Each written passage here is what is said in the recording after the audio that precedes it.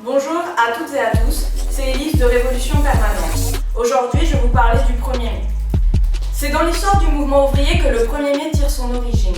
Le samedi 1er mai 1886, à Chicago, à l'appel des syndicats, une grande journée de mobilisation est organisée pour la journée de 8 heures. Ce sont plus de 300 000 travailleurs et 12 000 usines qui seront paralysées. Le 3 mai, alors que les manifestations continuent, la police tire sur les manifestants. En représailles, les manifestants décident le lendemain, pour justement faire face à cette répression policière, d'organiser une grande journée de mobilisation.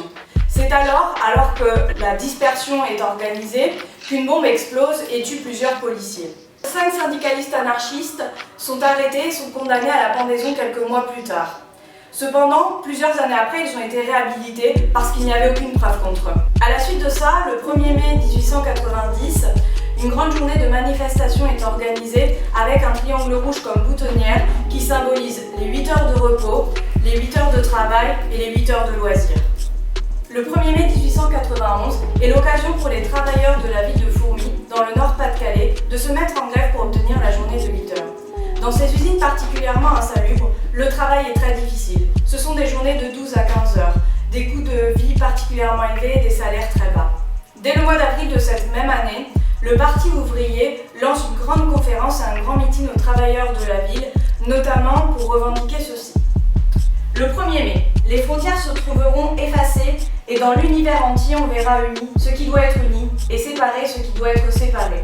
D'un côté les producteurs de toute richesse, que sous couleur de patriotisme, on cherche à jeter les uns contre les autres. De l'autre, les exploiteurs de tout ordre. Le maire de la ville, grand patron industriel de la ville de Fourmi, décide de demander au sous-préfet du canton des renforts, notamment de demander de l'infanterie dans le but de réprimer les travailleurs.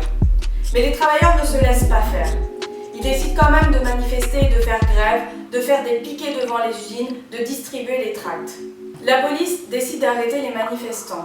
C'est alors que les travailleurs décident de se rendre devant la mairie pour scander non seulement c'est les 8 heures qu'il nous faut, mais aussi ce sont nos frères qu'il nous faut. C'est alors que la police décide de tirer sur les manifestants à bout portant avec le nouveau fusil qu'on appelle le fusil Lebel. Ce sont 9 travailleurs et travailleuses qui vont être tués et 35 blessés. Peu après la fusillade, Georges Clemenceau déclarait « Prenez garde, les morts sont des grands convertisseurs. Il faut s'occuper des morts. » Cependant, le gouvernement républicain ne trouvera rien à redire au sous-préfet, à celui qui a commandé les tirs ou encore aux patrons locaux qui ont ordonné la venue de l'infanterie. Les ouvriers de Fourmi n'ont certes pas obtenu la journée de 8 heures, mais ils ont obtenu quelque chose de plus important, la conscience de classe.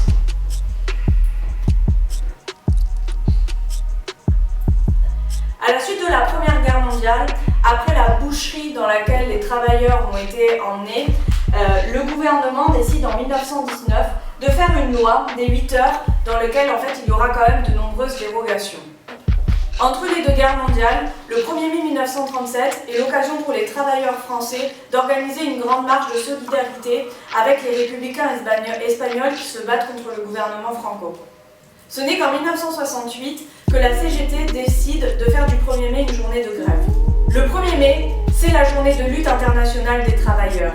Comme le disait Léon Trotsky en 1919, les ouvriers de tous les pays décidèrent de fêter le 1er mai comme le jour de la mobilisation des forces prolétariennes, comme le jour de la lutte, comme le jour de la fraternité universelle et de la propagande socialiste.